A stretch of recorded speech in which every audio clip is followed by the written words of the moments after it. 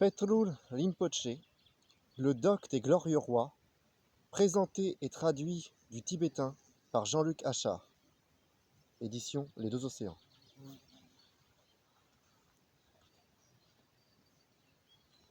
La pratique de la méditation. Une partie du chapitre Les fondements de la Wat Dzogchen, le préambule. La pratique de la méditation. Le propos fondamental de la pratique méditative étant la réalisation de l'éveil, la cultivation naturelle de la méditation s'exprime dans une sorte de recueillement continuel, en lequel le calme et le mouvement des pensées ne constituent en aucune manière des obstacles, c'est-à-dire mouvement, ou des états artificiels, calme, entre parenthèses. Cette cultivation spontanée en toute occasion est l'expérience directe et indicible du corps absolu, dont le dynamisme naturel s'exprime dans le déploiement de pensées ou de mouvements conceptuels. L'idée consiste ainsi à ne pas chercher à privilégier le calme ou la discursivité dans la mesure où tous deux constituent des aspects d'un seul et même état. Il convient également de se garder d'identifier les mouvements discursifs avec le corps absolu, ce qui serait une absurdité, pour au contraire les considérer comme son dynamisme et éviter ainsi de tomber dans une forme d'analyse confortant la seule discursivité, c'est-à-dire le discours intérieur qui s'identifie au soi illusoire. 3.1. La nécessité de l'intégration. Notre esprit est le produit du dynamisme de cette discursivité qui, foncièrement, ne s'exprime que dans les passions, les discours intérieurs, la diversité des émotions et des événements mentaux. Cette reconnaissance de la nature de l'esprit discursif illustre la première des 4 nobles vérités, la vérité sur l'origine de la souffrance, énoncée par le Bouddha Shakyamuni. La souffrance est la manne de ces pensées discursives, qui s'en nourrissent en même temps qu'elles s'en trouvent dynamisées et exponentialisées en colère, attachement, aversion et autres formes de haine. Néanmoins, les multiples aspects que revêt cette souffrance ne sont, en vertu de la seconde des 4 nobles vérités, que des parures de la réalité. S'il est possible de reconnaître ceci, alors tout est appréhendé comme le jeu et le déploiement du corps absolu lui-même, c'est-à-dire de la dimension ultime de l'existence non conditionnée. Dans la pratique, cela signifie que l'absorption dans les principes de la vue de la grande perfection, c'est-à-dire la pratique de l'éradication de la rigidité, devra être conduite en toute occasion, que l'on soit déprimé ou au plus profond de la détresse, comme au sommet de la joie et de l'exaltation.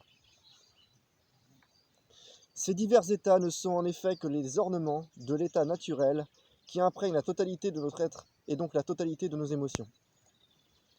Celles-ci ne sont que des reflets apparaissant sur le miroir de l'état primordial, et leur beauté ou leur laideur importe peu, car rien ne saurait entacher la pureté du miroir qui demeure le même avant, pendant et après l'apparition des reflets à sa surface. La confrontation à la vue, c'est-à-dire à la nature de l'esprit, ne suffit pas en elle-même dans la mesure où le fruit de cette confrontation, la découverte de notre propre essence, doit être cultivé dans la méditation.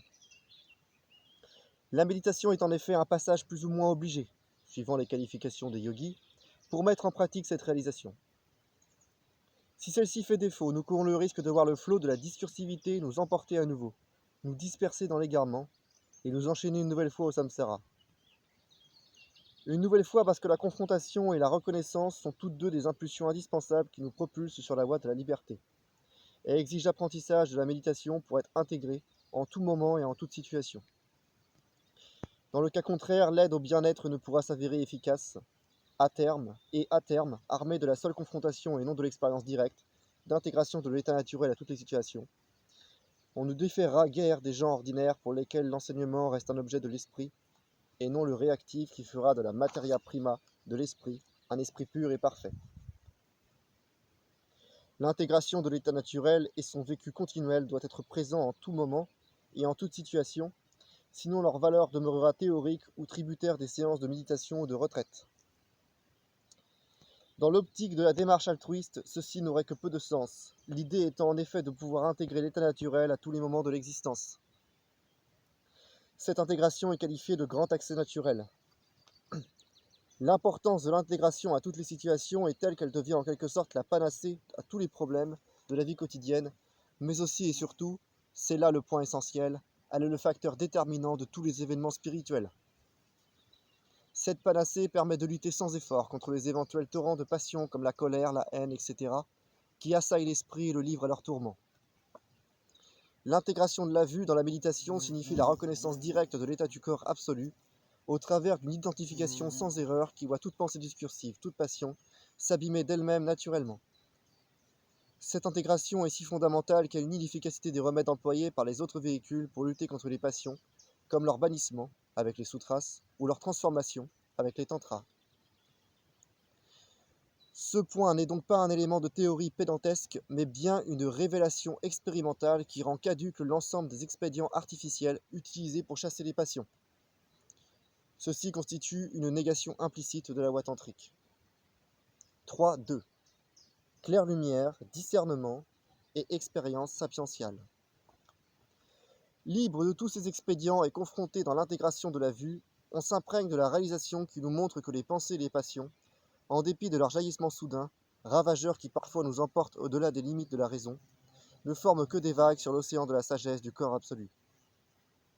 Ces vagues ne sont pas des obstacles, si on les considérait ainsi, on régresserait vers la dualité, mais plutôt des mouvements inhérents au dynamisme du corps absolu, dont elles font partie intégrante.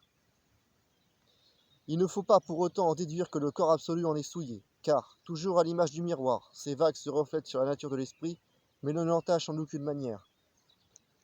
Elles jaillissent spontanément, s'expriment et se lèvent, avant de replonger et de s'absorber dans la réalité du corps absolu. Cette réalisation est un avant-goût de l'éveil dans le sens où une telle intégration permet d'utiliser la discursivité comme un instrument à la conversion des êtres par exemple.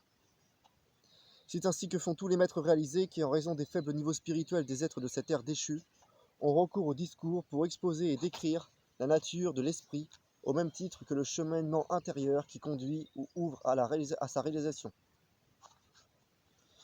Il découle naturellement d'une telle réalisation que l'expression réelle des pensées traduit en dynamisme la claire lumière de la base, autrement dit le corps absolu lui-même. Dans l'expérience, cette claire lumière que l'on qualifie de mère est familière à celui qui a été confronté à l'état naturel puisqu'il peut la reconnaître comme un parallèle de la claire lumière de la voie qu'il a réalisée au cours de sa pratique et à laquelle le maître l'a confronté pendant la consécration au dynamisme de discernement. Cette seconde claire lumière est qualifiée de fille, ou, selon le genre tibétain, de fils, et son union indifférenciée avec la claire lumière mère est le propos même de la méditation. En effet, cette méditation signifie réellement intégration, union indifférenciée et indéfectible avec l'état naturel jusque dans ses prodiges visionnaires. Le plus important dans cette intégration est de parvenir à ne pas quitter l'état naturel sans pour autant rejeter l'émergence des pensées. L'idée subtile est de ne pas retomber dans le flot d'identification avec le discours intérieur, mais d'intégrer celui-ci comme une parure de l'état naturel. Cela est possible si l'on peut demeurer dans la claire lumière de notre propre nature ou l'évoquer de manière continuelle. Cette claire lumière ne doit pas être confondue avec ces visions qui relèvent d'un autre niveau de la pratique. Claire lumière signifie ici absorption dans la vue de la grande perfection, reconnaissance de ses principes, de sa triple sagesse, essence, nature et compassion, et capacité à ne pas bloquer les pensées intentionnellement, ni entrer dans la dualité des acceptations et des rejets discursifs. On doit ainsi demeurer de manière claire et vive, alerte et attentive, dans l'indicibilité du discernement, pour éprouver les passions et les pensées comme le dynamisme naturel de l'état primordial. 3.3. Expérience et éradication. En s'imprégnant de cette vue, la pratique se verra marquée par des expériences méditatives particulières comme le délice, la clarté et la non-discursivité qui obscurcissent la nature réelle de l'esprit. Évidemment, ces expériences sont nécessaires et elles enrichissent le continuum, mais il ne faut pas les prendre pour autre chose que ce qu'elles sont, c'est-à-dire de simples expériences que l'on ne doit pas identifier avec l'état naturel et donc ne pas surévaluer. Lorsque cette étape sera dépassée, la sagesse pourra rayonner de tous ses feux et notre propre discernement se révéler tel qu'il est. Les conseils des pratiquants avancés sont de ne pas s'attacher aux expériences méditatives superflues, mais d'évoquer constamment l'état naturel découvert avec la confrontation directe. Petru Rinpoche n'hésite ainsi pas un instant en conseillant de détruire les expériences de calme, de félicité, etc. Si toutefois l'attachement à ces sensations est trop profond, de telles expériences vont se muer en obstacles redoutables et aussi denses que les briques d'un mur. Pour les détruire, il faut hurler ou faire claquer le son fat fortement de manière incisive, brève et tranchante. Le son fat exprime l'union des méthodes salvifiques et la connaissance sublimée. Son éclatement sonore ramènera la conscience à son discernement naturel et indicible. L'idée, encore une fois, est de prolonger cet état par-delà toutes sortes d'expériences intérieures pour pouvoir l'intégrer aux périodes post-méditatives. Alors on entre dans ce que l'on désigne comme l'union du jour et de la nuit, c'est-à-dire dans une pratique naturelle et continuelle qui n'est pas bornée par les sessions de méditation et les périodes où l'on vaque aux occupations de ce monde. Tous les intervalles disparaissent au profit d'un recueillement qui est plutôt un élan de réalisation incessant et inaltéré. Le pratiquant le plus avancé est celui qui ne médite pas, qui n'a pas besoin d'artifices tels que les postures et autres techniques, car il est imprégné par le flot de la sagesse qui ne le quitte ni ne fluctue jamais.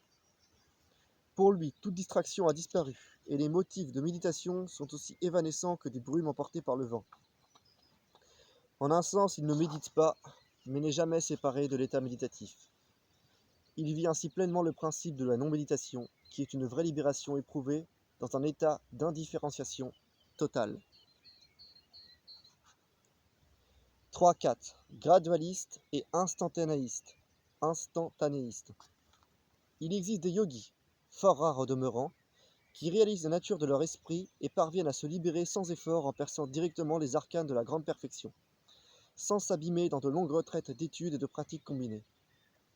Ils se tiennent sur un plan où manifestation et esprit ne diffèrent pas mais représentent les parures de la liberté intrinsèque de l'état naturel, c'est-à-dire de la base. Tout leur apparaît dans la perfection intégrale, des déploiements au jeu ou jeu du corps absolu, du Bouddha primordial, autrement dit de l'archétype qui illustre leur propre éveil. Ces yogis ne dépendent, pour leur méditation, d'aucun obstacle sur lequel se concentrent, et somme toute, ils se passent même de méditer, s'absorbant dans l'état de non-méditation qui transcende toute chose, y compris les multiples techniques contemplatives et leurs savants artifices. Ces êtres sont qualifiés de pratiquants supérieurs, ou encore d'instantanés, par opposition aux gradualistes, qu'une fortune moindre condamne au lent parcours des terres et des voies. Encore pris dans les filets de l'égarement, ces derniers doivent s'investir avec beaucoup de zèle dans la pratique contemplative, de manière à développer une stabilité et une familiarisation avec les principes de l'état naturel. Cette stabilité est la condition impérative avant de s'engager plus avant dans la voie. 3.5. Conditions de méditation. Pour que la méditation puisse être conduite dans les meilleurs termes possibles, il convient de réunir toutes les conditions favorables à son développement régulier et stable. De cette manière, les expériences libératrices viendront aisément et l'on pourra s'absorber longuement dans l'état naturel. Si le but est évidemment l'intégration de toute chose à cet état, il est préférable dans un premier temps de se doter des conditions indispensables qui facilitent l'absorption ou le recueillement méditatif. Lorsque l'on sera parvenu à un autre niveau, on pourra intégrer plus aisément encore les mouvements des pensées, les discours de la parole et les activités du corps. Aussi est-il indispensable que les débutants, tout comme les pratiquants confirmés dans d'autres domaines, tantriques par exemple, s'efforcent de rejeter toute forme de distraction et se concentrent sur la pratique de la méditation. La session de méditation correspond à ce que l'on désigne comme l'accès à l'égalité, que d'autres appellent contemplation, etc.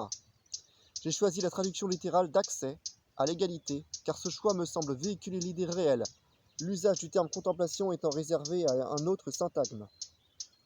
En tibétain, le mot bzag est un verbe conjugué au passé, accompli, signifiant ici entrer, dans.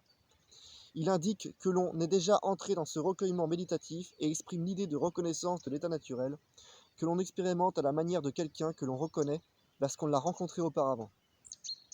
Autrement dit, il s'agit d'une redécouverte de cet état plutôt que d'une découverte stricto sensu. L'idée d'égalité est descriptive de l'état naturel. On a ainsi un composé sémantique qui décrit directement non le processus d'induction de l'état naturel, mais déjà son expérience vécue. Techniquement, il va s'agir de prolonger l'expérience de cet accès à l'égalité en dehors de sessions limitées temporellement et de la cultiver dans l'après-obstention, période post-méditative au cours de laquelle les activités des trois portes doivent être intégrées à l'état naturel. C'est ainsi que la pratique consiste essentiellement en l'union indifférenciée de l'accès à l'égalité et de l'après-obtention, mais il s'agit là d'un niveau d'intégration difficilement accessible aux débutants. L'idée va donc consister à découper la pratique en sessions de manière à se familiariser régulièrement avec l'état naturel pour que la sagesse puisse s'élever et illuminer le continuum, à l'image d'une étoffe qui régulièrement baignée dans de l'eau en conserve l'humidité sans jamais s'assécher. Lorsque cette familiarisation sera suffisante et stable, il faudra développer la capacité d'intégrer l'état naturel aux actions des trois portes pour lutter contre leur potentiel de distraction et d'égarement qui densifie et conforte l'ego dans son auto-identification. Dans l'esprit du pratiquant, cette intégration correspond à ce que l'on désigne comme la conscience résultante, c'est-à-dire l'esprit naturel, tel qu'il se présente dans les sessions post-méditatives, totalement intégré à l'état naturel. Son signe caractéristique est l'expérience d'une immense transparence et d'une clarté spirituelle qui confine à l'assurance la plus péremptoire. Cette conscience résultante permet ainsi d'intégrer cette difficulté, après toutefois un certain temps de familiarisation, l'expérience de l'état naturel de la conscience à toutes les situations qui s'offrent à nous au cours de l'existence. Si cette intégration devient continuelle et se fait sans effort, alors elle devient indéfectible, supplantant le flot discursif de l'esprit de manière définitive, tandis qu'on ne parvient sans peine à l'éveil. Toute la pratique méditative consiste en cela. Petru Rinpoche décrit cet état comme le flot unique du corps absolu, ce qui correspond effectivement à l'absorption éveillée dans la vue et dans la conduite au travers d'une expérience méditative qui nous plonge dans ce flot unique et rédempteur. Intérieurement, on se libère de toute forme d'intention, de toute activité, et l'on se dote de cette fameuse conduite sans acceptation ni rejet, qui n'est pas une forme d'indifférence, mais une expression naturelle de la liberté. 3.6. La quintessence adamantine des formules secrètes. L'ensemble de ces instructions forme l'essence même des instructions secrètes des Tantras du Dzogchen. De tels préceptes permettent en effet d'unir spontanément l'état naturel et l'état ordinaire de l'esprit en s'imprégnant de la réalité vierge d'artifice et d'élaboration.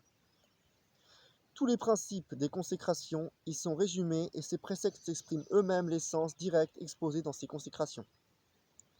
Ils constituent le joyau philosophal, transmis de maître à disciple, dans une lignée de pratiques jamais interrompue depuis les Bouddhas qui les ont révélées. Leur valeur est intacte, inaltérée.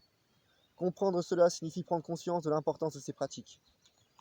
Leur application ne dépend que de chacun et leur efficacité ne peut être mise en doute.